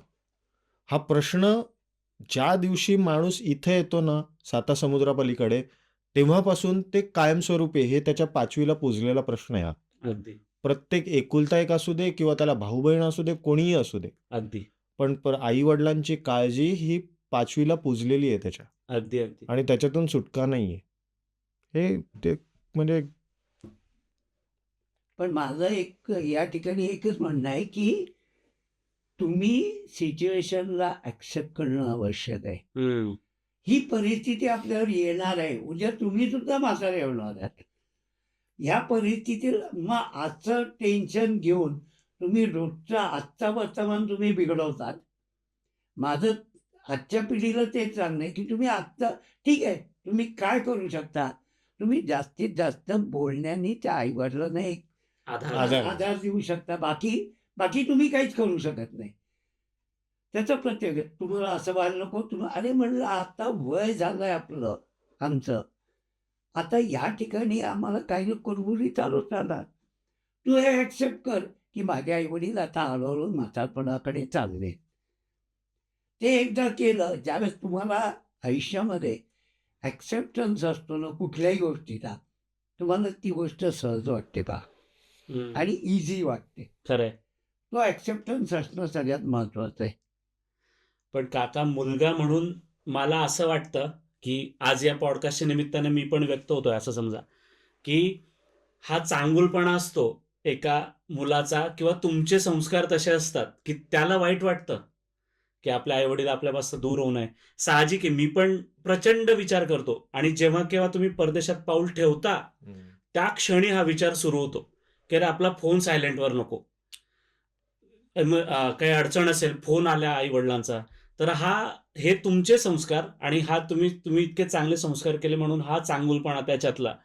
असं हे एक तुमचंच क्रेडिट आहे काका, की त्याला आज वाटतंय, की आई-बाबा म्हातारे होत आहेत, त्यांना काही त्रास होऊ नये. आणि तू जे मला सांगितलं ना, की बाबा म्हातारे होते म्हणून तू लहानपणी रडला, आई-बाबा म्हातारे होत आहेत. सेम मी रडलेलो. 4थी-5वीतच होतो मी, आणि बाबा जाई-जुईचा वेल कोरत होते. आळं करत होते झाडाला पाण्यासाठी वगैरे. बाबा हेअर डाय करायचे. लहान होतो रे, 4थी-5वीत मला माहीतच नसायचं, की बाबा हेअर डाय करतात. आणि एकदा हेअर डाय करायचं राहिलं बाबांचं, तर बाबांचे हे कल्ले आहेत ना, मला पांढरे दिसले शाळेत जाताना. मी जिन्यावर तसंच फतकं मांडलं आणि तिथंच रडत बसलो. बाबा म्हणाले, "काय झालं? आई आली, काय झालं?" म्हटलं, "बाबा म्हातारे होत आहेत." आणि तुझी भीती सांगितली ना, की म्हातारा झाल्यावर माणूस जातो, ही त्यावेळेला मला कळली, की असं झालं, की मी खूप रडायला लागलो. मग बाबा आले, "अरे बेटा, तू संध्याकाळी ये, तुला माझे केस काळे दिसतील." मला माहीत नव्हतं, की ते हेअर डाय करतात, पण ती भीती मला तेव्हा बसली. आणि तेव्हा त्यांनी मला काय करावं, तर 25 पैसे दिले. "हे 25 पैसे घे." एक गुलशन नावाचं गूळ आणि चिंचेचं चिंच. आईस्क्रीमच्या काडीवर चोखायचं मिळायचं. तर ते आईस्क्रीमच्या चमच्यावर, "हे विकत घे आणि हे खा."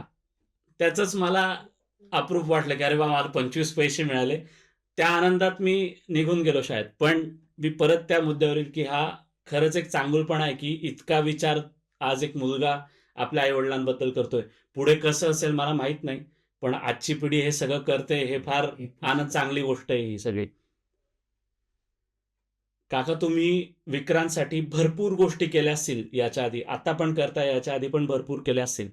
पण अशी एखादी गोष्ट आहे का, की जी तुम्ही त्याला सांगितली नाही आणि ती आता त्याला समजावी असं वाटतं? मग ते कुठल्याही प्रकारात असू द्या.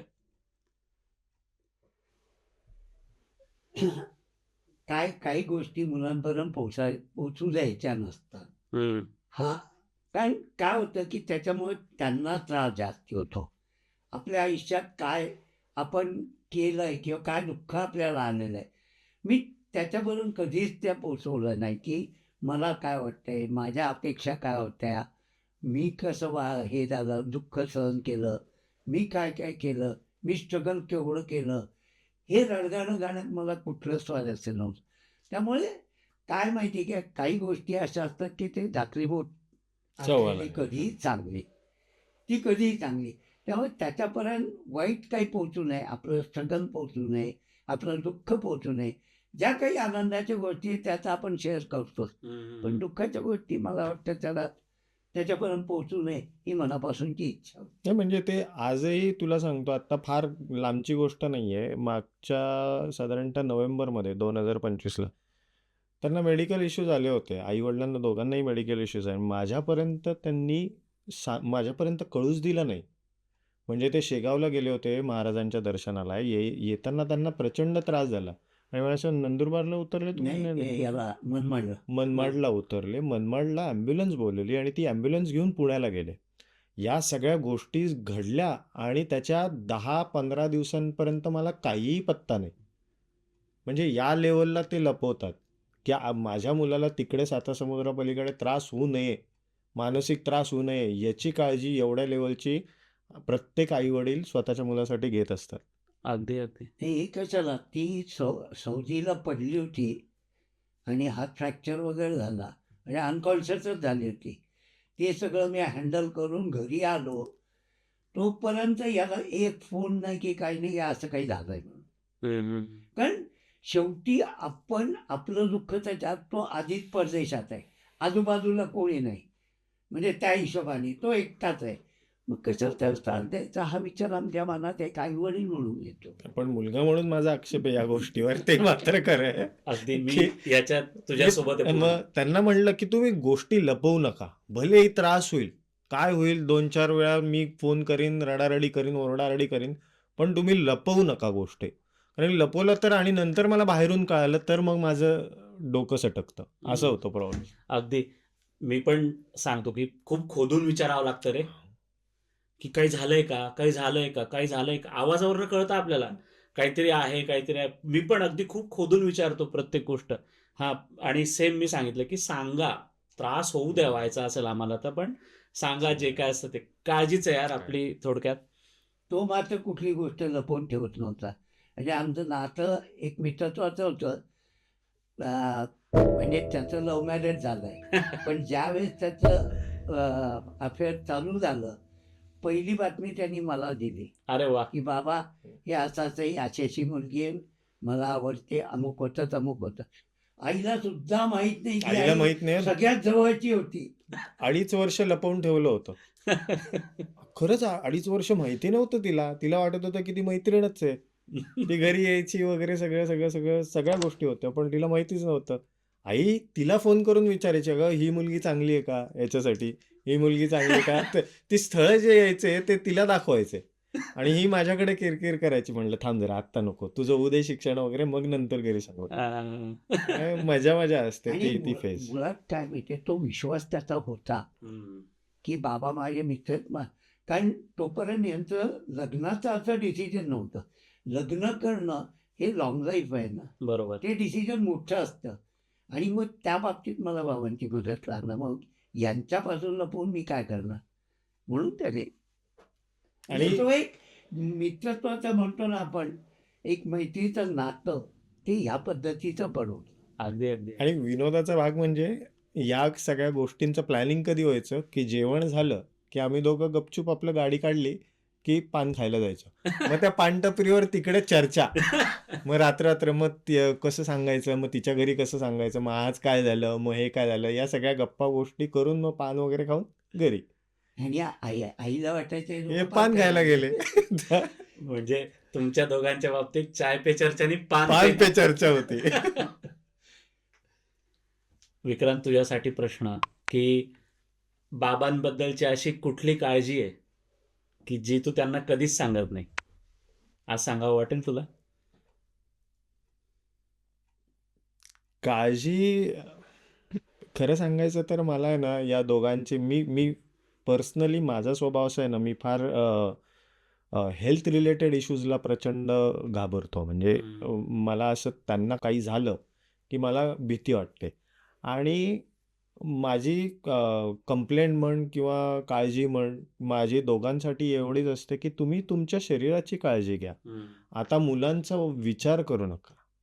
पहिले प्रायोरिटी तुम्ही स्वतःला द्या. नंतर मग आता काय होतं की मला हे एखादी गोष्ट आवडते म्हणून आई आपलं पाय दुखत असले तरी करणार, किंवा मला जर एखादी गोष्ट आवडत असेल तर ते तिकडे उन्हातानाचं जाऊन मग तिकडून पार्सल करणार. तर या गोष्टी करू नका ना आता. एवढंच आहे माझं, की तुम्ही आणि हेल्थच्या रिलेटेड गोष्टी तुम्ही जपा, एवढंच म्हणणं आहे माझं. नाही. प्रत्येक मुलाचं असंच म्हणणं आहे की तुम्ही तुमची काळजी घ्या, बाकी दुनिया गेली तेल लावा. बरं, खरंच आहे. असंच वाक्य मी काय म्हणतो, तुम्ही तुमची काळजी घ्या. तर काका, तुम्हाला प्रश्न, की तुम्हाला आपला मुलगा विक्रांत दूर राहतो याची जास्त खंत कुठल्या क्षणी जाणवते? ज्यावेळेस मी एकटा असतो ना, त्यावेळेस मला ती खंत जाणवते. कारण बायकोशी असणारं नातं आणि मुलाशी असणारं मित्रत्वाचं नातं, ज्यावेळेस आपली चप्पल त्याच्या पायात आलेली, त्यावेळेचं नातं, या दोन्ही याच्यात नक्कीच डिफरन्स आहे. काही गोष्टी अशा असतात की ज्या आपण मित्रालाच सांगू शकतो. आणि मग तिथे किंवा काही फायनान्शियल क्रायसिस असतील किंवा काही असेल, तर त्या ठिकाणी मला ती खंत जाणवते. आणि इथं जर माझा मुलगा असता, आज मी इतरांना विचारण्यापेक्षा माझ्या मुलाला मी विचारलं तर मला गायडन्स तरी मिळाला. कारण कधी कधी तुम्ही ब्लँक होता, वयोमानाने आता कधी कधी तुम्ही ब्लँक होता, आणि मग त्यावेळेस गरज भासते. अगदी. मग ते घरातल्या एखाद्या गोष्टीबद्दल असेल त्यावेळेस तो ती पोकळी जाणवते की नाही, इतका माझा मुलगा माझ्यासोबत पाहिजे होता, की जेणेकरून मला स्ट्रॉंगनेस. आणि आता कसं आहे, हळूहळू जसं वय होतं तसं तो तुम्ही सेन्सिटिव्ह जास्ती होता अगदी. आणि तो घाबरटपणा वाढतो आणि मग तिच्या अपेक्षा असते कोणतरी आपल्याला मागून सपोर्ट द्यावा आणि मग त्यावेळेस ती मुलाची अरे आपल्या मागे आपला मुलगा आहे हे ते कळतं आणि जो हुरूप येतो तो कुठंतरी मिस होतो आता. किती छान. काकांनी असं पण सांगितलं की मित्रत्वाचं नातं आहे, म्हणजे शेअरिंगला पण त्यांना तू सोबत लागत असशील बरेचदा. थोडक्यात असंच जाणवतं. तर विक्रांत, आपल्यासाठी बाबांनी भरपूर काय काय केलेलं असतं, भरपूर काही गोष्टी केल्या असतात, त्यांच्या आवाक्यात नसतात तरी त्या केलेल्या असतात. तर त्यांनी केलेल्या सगळ्या गोष्टींची जर तुला परतफेड करता आली किंवा करता आली नाही तर त्यांना काय सांगशील तू? परतफेड करणं तर हे शक्य नाही, या जन्मी तरी कोणालाच शक्य होणार नाही. कारण की त्यांनी जे काही केलंय मुलासाठी किंवा संसारासाठी ज्या काही स्ट्रगल केलंय ते त्याची परतफेड कोणीच करू शकत नाही. पण मी त्यांना एवढंच सांगेन की बाबा, आमचं बेसिकली कसं झालं माहिती आहे पुष्कर, की आमचं त्रिकूट होतं, मी, आई आणि बाबा. त्याच्या व्यतिरिक्त जगच नव्हतं. म्हणजे माझं फार मी असं काका मावशांकडे राहिलो आहे वगैरे असं काही नव्हतं. आणि त्यामुळे काय झालं की तिघांचं इतकं घट्ट असं हे झालं आहे ना, की ते त्रिकोणातला एक जरी आता तुकडा निघून पडलाय तर त्या दोन तुकड्याला अर्थ उरत नाही. तर तशी गोष्ट आहे आता. पण त्यातल्या त्यात मी यांना शक्यतो की मी लांब पडू नये किंवा त्या त्रिकुटातून लांब पडू नये याचा प्रयत्न माझा सतत चाललेला असतो.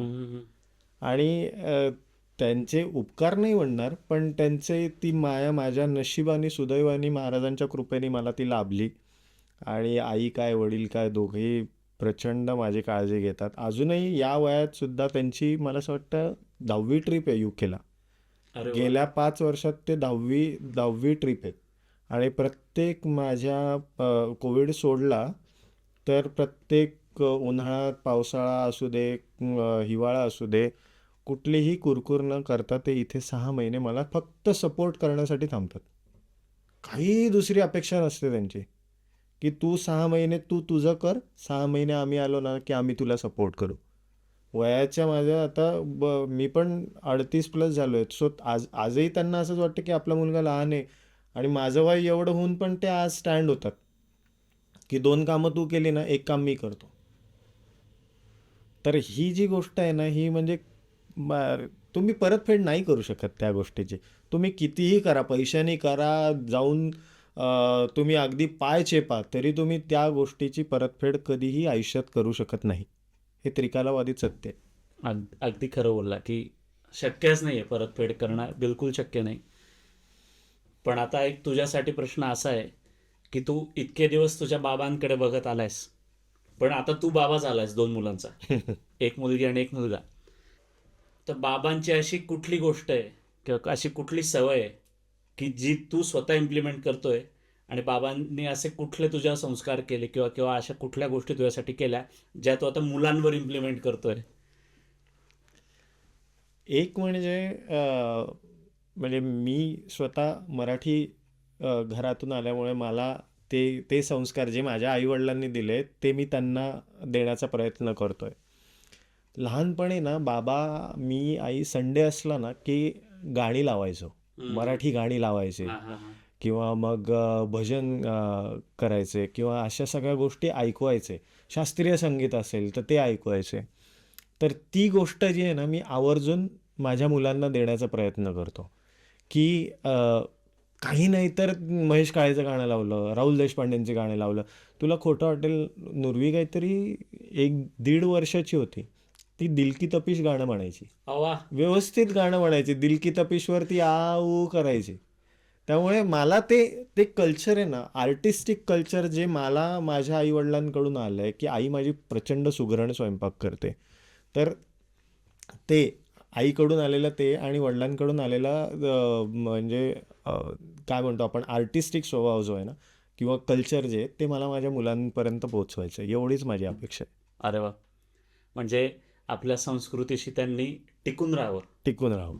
हे हे तुझे प्रयत्न सुरू आहे परदेशात आल्यावर, जे की खूप चांगलं आहे. नाही, आमच्याकडे एक अलिखित नियम आहे की घरामध्ये सगळ्यांनी मराठीतच बोलायचं. मग ते नातू असो, मुलं असो किंवा आजी आजोबा असो, बोलायचं मराठीतच बोलायचं. बाहेर तुम्ही कुठली भाषा बोलता हा तुमचा प्रश्न आहे, पण तो अलिखित नियम आमच्या घरात चालू आहे आज तागायत. अगदी चांगला निर्णय. हा तोडकं मोडकं काय ना की मला हे पुट करायचंय, बरं पुट तर पुट, पण मराठीत बोल. हो हो हो. जसे मोठे होतील तसं त्यांचे पण म्हणजे शब्दसाठा वाढणारच आहे, वाढणार. त्यामुळे ते शिकतीलच. पण घरातनंच असेल सगळं तरच मुलं शिकणार आहेत. अगदी खरं बोललात काका.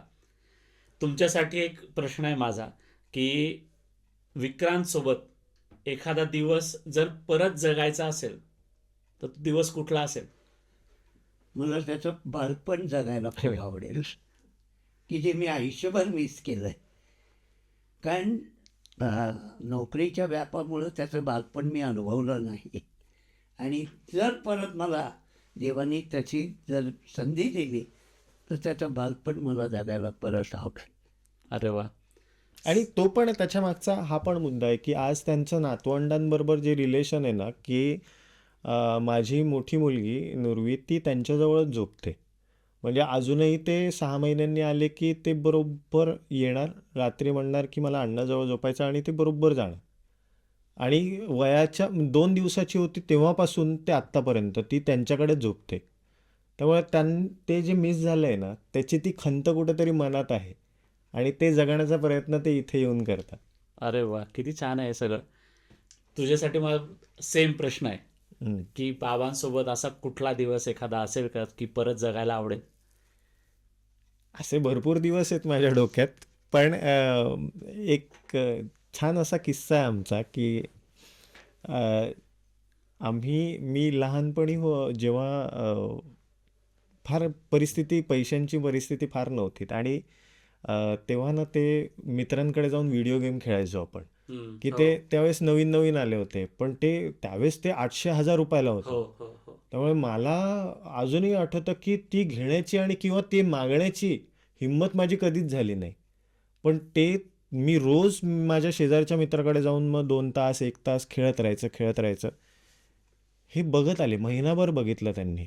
आणि ते केल्यानंतर त्यांनी हा विचार केला की माझा मुलगा त्या शेजारच्याकडे सतत जाऊन राहतोय, हे काही चांगलं नाही.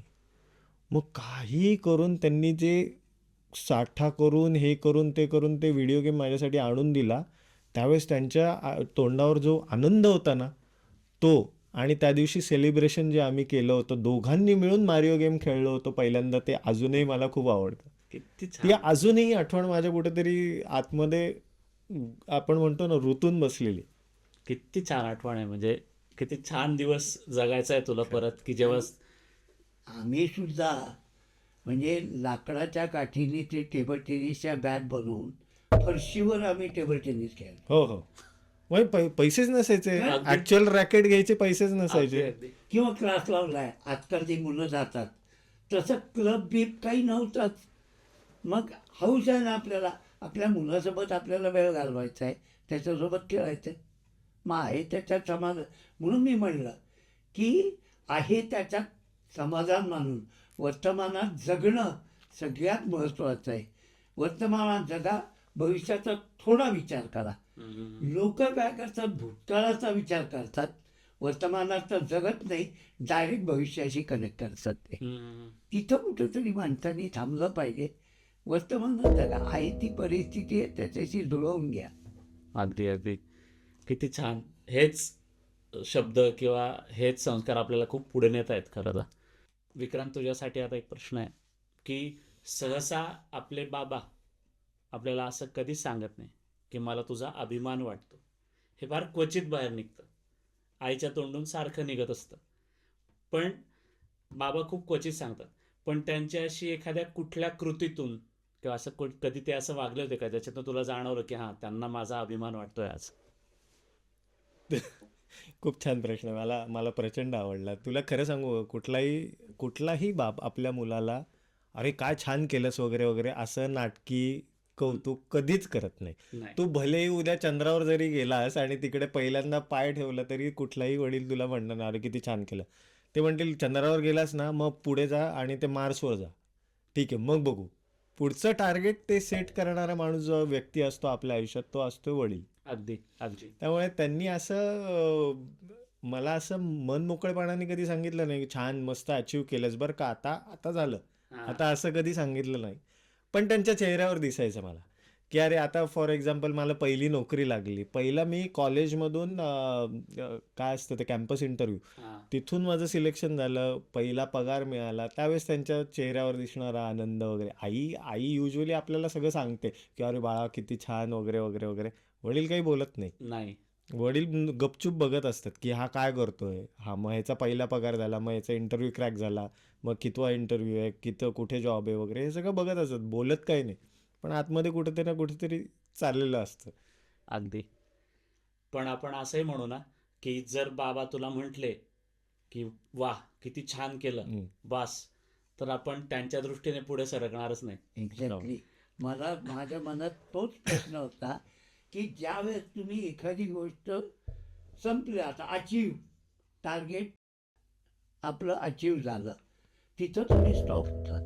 आणि आपल्या मुलाला स्टॉप नाही होऊ द्यायचा, आपल्या मुलाला कंटिन्युअस पुढे न्यायचं आहे. अगदी. तो विचार प्रत्येक वडिलांच्या मनात असतो.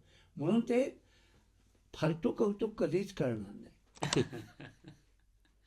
त्याचं कारणच ते आहे की यांनी कुठेही थांबू नये, सतत पुढे जात राहावं, ही अपेक्षा असते त्यांची. अगदी अगदी. पण जर चुकून बाबा असं आपल्याला बोलले तर आपल्याला त्या क्षणी असं वाटतं की वास हिमालयाच्या सगळं वरच्या टोकावर आहे आपण आता, वास सगळं झालंय आपण. सगळं अचीव केलं आयुष्यात. अगदी अगदी अगदी. काका, तुमच्यासाठी पुढचा प्रश्न आहे की प्रत्येक वडिलांना असं वाटत असतं आपल्या मुलांनी हे करावं, आपल्या मुलांनी ते करावं. माझ्या बाबांचं उदाहरण असं होतं की माझ्या बाबांना असं वाटायचं की मोठ्या मुलाने डॉक्टर व्हावं, लहान मुलाला ते काय असतं फार्मसी, ते pharmacy, हा. हां ते करून द्यावं, त्याचं मेडिकल टाकून द्यावं, मोठ्या मुलाचं हॉस्पिटल, लहान मुलाचं मेडिकल. बरं, पोराचं काय ते दृष्टीने दिसलं नाही त्यांना. मग त्यांनी असा प्लॅन केला की कमीत कमी पोराला कॉमर्समध्ये टाकू, तो बँकेत तरी नोकरी लागेल. पोराचं ते पण नाही दिसलं त्यांना. तर तुमची अशी कुठली सुप्त इच्छा होती का मनात की विक्रांतने हे व्हायला पाहिजे म्हणजे खूप भारी होईल? माझ्यापेक्षा त्याच्या आईची जास्ती सुप्त इच्छा होती की माझ्या मुलाने डॉक्टर व्हावं.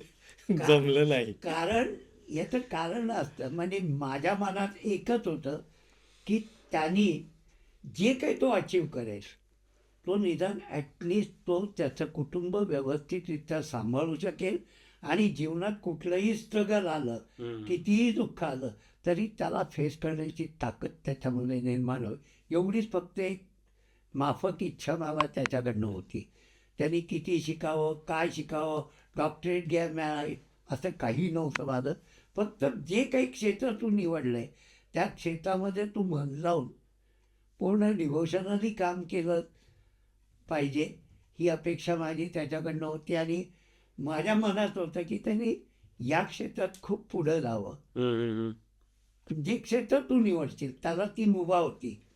त्यांनी ॲरोनॉटिकल म्हणलं ॲरोनॉटिकल, तुला सायन्स निवडायचं सायन्स, कॉमर्स जायचं कॉमर्स, आय टी जायचं आय टी, जे काही त्याला तेवढी मुभा होती. अरे वा. पण असं मी कधी पक्क नाही धरलं की माझ्या मुलांनी हे करावं ते करावं, असं नव्हतं. अरे वा. कारण जे क्षेत्र निवडशील त्या क्षेत्रात तो पुढं गेलेला पाहिजे, वरच्या लेवलला गेला पाहिजे, एवढीच अपेक्षा होती माझी. आणि तेवढं स्वप्न होतं. अगदी एरोनॉटिकलचं यांनी आत्ता एक रेफरन्स दिला, तर त्याच्यातला एक विनोदी भाग म्हणून तुला सांगतो की 12वीला म्हणजे 10वीला मार्क चांगले मिळाले, ॲडमिशन मिळाली, सगळं झालं, गरवारे कॉलेजला ॲडमिशन मिळाली, तर ती हवा डोक्यात जाते वगैरे वगैरे सगळं. 12वीला म्हणजे अगदीच माफक असे, म्हणजे इतके वाईट मार्क मिळाले होते काय सांगू. आणि हे सगळं झाल्यानंतर म्हटलं की आता इंजिनिअरिंगला मी म्हणलं मी नाही जाणार. म्हणलं बोंबा आता काय करिअरचं, म्हणजे यांनी तर कपाळाला हातच लावले दोघांनी. आणि त्याच्यानंतर म्हणलं की भाई अपने को अभी कुछ तो भी अलग करणे की बाकीच्या लोकांसारखं इंजिनिअरिंग डॉक्टर वगैरे काही करणार नाही, आता कुछ तो भी अलग करेंगे. तर त्यावेळेस आहे ना नवीन काहीतरी फॅड आलं होतं एरोनॉटिकल इंजिनिअरिंगचं की आईला हे भारी आहे म्हणलं, आता हे काय आता प्लेन उडवतायत आणि इंजिन बनवतायत, फ्लाईट्स बनवतायत, फुल नाही का. म्हणलं यांच्या मागे लागून घेतली ॲडमिशन. काय ते इकडून तिकडून पैसे साठवून वगैरे एकदा घेतली ॲडमिशन. बरं सगळं झालं आणि त्याच्यात M1 M2 M3 आणि त्या थर्मोडायनामिक्स आणि हे ते माझ्या शिट्ट्या वाजायला लागल्या. नंतर म्हणलं की थोडे दिवसांनी कळालं की हे आपलं क्षेत्र नाही, आपण गपचूप कम्प्युटर सायन्स वगैरे काहीतरी घेऊया. आणि मग नंतर ते केलं. आणि त्यावेळेस गरवारेला कॉम्प्युटर सायन्सला ऍडमिशन मिळत होती. घेतली नाही, नाही घ्यायची घेतली मला. नाही. कुछ तो भी अलग करेंगे, कुछ तो भी तुफानी करेंगे. तो किडा वळवळ किडा. होता, तो चेचला गेला. नंतर कळालं की नाही, आपल्याच्यानी होणे नाही. अगदी अगदी. आता प्रश्न माझे सुरूच आहे, पण स्नेहलने सरप्राईज एलिमेंट आणलाय जो मलाही माहित नव्हता. अरे वा. तो आहे रॅपिड फायर राऊंड. स्नेहल तयार आहे का? तर मी जसं मगा म्हणालो की सरप्राईज एलिमेंट माझ्यासाठी पण सरप्राईज आहे, तुमच्यासाठी तर अजून सरप्राईज असेल. तर रॅपिड फायर राऊंड आपण आता खेळणार दोघांसोबत. तर काका तुमच्यासाठी पहिला प्रश्न, एका शब्दात विक्रांतचं वर्णन करा. डॅशिंग. वा. एका शब्दात बाबांचं वर्णन. प्रेमळ. वा. एखादी विक्रांतची अजून अशी कुठली गोष्ट आहे जी तुम्हाला सतत त्रास देत राहते? त्याच्या मागं लागणं खूप त्रासदायक आहे. तुला पण सेम प्रश्न विक्रांत, की एखादी बाबांची अशी कुठली गोष्ट आहे जी तुला त्रास देते किंवा अशी भीती वाटते? अरे झोपेतून उठवतात ते. अरे झोपला असेल ना, उठ उठ, काय झोपलायस.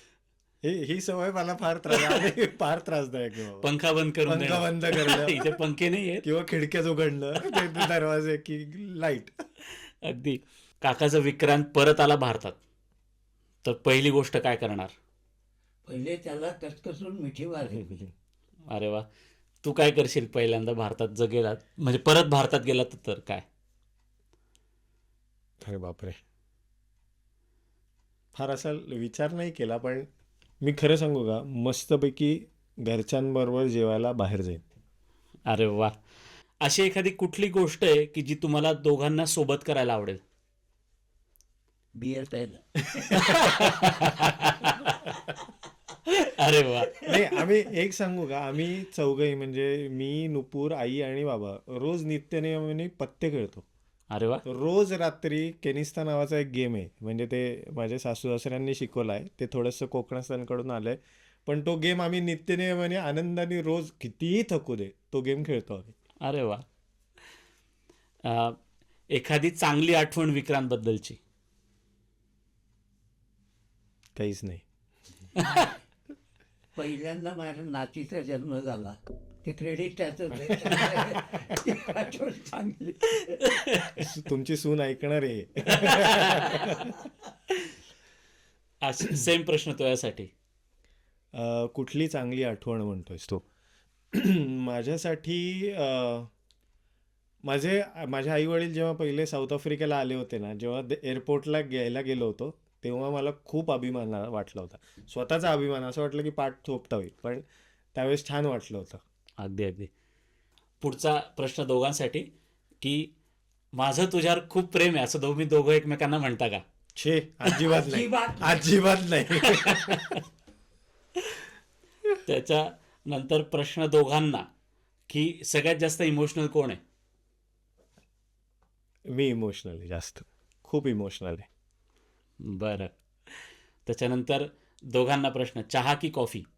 चहा. चहा, म्हणजे सकाळचा चहा, आणि मग नंतर नाही, माझं दोन्ही वेळ चहा. त्याची कॉफी आवडते मला, पण चहा हा. प्रेफर. कारण बायकोला कॉफी आवडत नाही, म्हणून मी चहा. अजून एक प्रश्न, ऑडिओ कॉल की व्हिडिओ कॉल? व्हिडिओ. व्हिडिओ. अरे वा. व्हिडिओ, ऑडिओवरनं नाही मजा. अरे वा. दोघांमध्ये कोण जास्त हट्टी आहे? नाही नाही, ते पुन्हा हटते. विचारावा लागेल. ते काका, त्या दिवसाला एका शब्दात व्यक्त करा ज्या दिवशी विक्रांतने भारत सोडला. माझ्या आयुष्यातला सगळ्यात अभिमानास्पद दिवस. वा. मस्त उत्तर आहे, अगदी छान उत्तर. आता आपण खरं तर पॉडकास्टच्या शेवटाकडे आलो आहे, आणि आपला हा फादर्स डे स्पेशल निमित्त पॉडकास्ट आहे. तर विक्रांत, तुझ्यासाठी एक प्रश्न असेल माझा, की लहानपणीच्या बाबांना, म्हणजे तू लहान असतानाच्या वेळेच्या बाबांना जर तुला परत भेटता आलं तर त्यांना तू काय सांगशील? तू पण लहानच आहेस. त्यांना मी एवढंच सांगेन की कायम असेच माझ्याबरोबर राहा आणि माझ्या काय चुका असतील, काय ज्या काही वेडेपणा केला असेल त्या फक्त पोटात द्यायला, बाकी काही नाही. अरे वा. काका, तुमच्यासाठी सेम प्रश्न माझा, की लहानपणीचा विक्रांत जर तुम्हाला परत भेटला, जसं तुम्ही मगा म्हटलात की ती खंत आहे, लहानपण त्याचं बघता आलं नाही, जगता आलं नाही, तर लहानपणीच्या विक्रांतला कुशीत घेऊन परत काय सांगणार? त्याला मी हेच सांगेन, बेटा त्यावेळेस परिस्थितीमुळे कदाचित तुझा बालपण मला अनुभवता आलं नाही. जे वडील म्हणून तुला त्यावेळेस द्यायला पाहिजे होतं ते देता आलं नाही, त्याबद्दल आय एम व्हेरी सॉरी.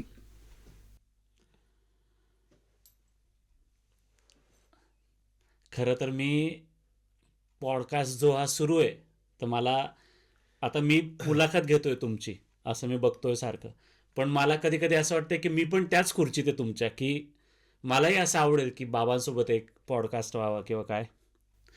ठीक आहे. होईल काका येतील लवकर आणि तोही होईल. येस, नक्की. सॉरी, थोडं भरून आलं मला, पण हे खरंच. 2 मिनटं थांब.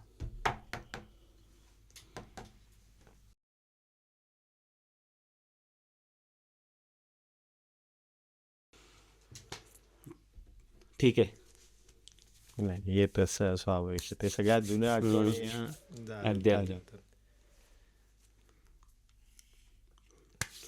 तर काका, विक्रांत, खूप मस्त पॉडकास्ट झाला. मी परत एकदा म्हणेल की मीच तिथं बसलोय विक्रांतच्या जागी आणि माझ्या वतीने विक्रांत बोलतोय असं मला अगदी जाणवत होतं, कारण बरंचसं तू माझ्या मनातलं बोलला की, आणि मला असं वाटतं की बऱ्याचशा मुलांच्या मनात हेच असेल, आज जे पॉडकास्ट बघत असेल आपला, तर त्यांच्याही मनात हेच असेल.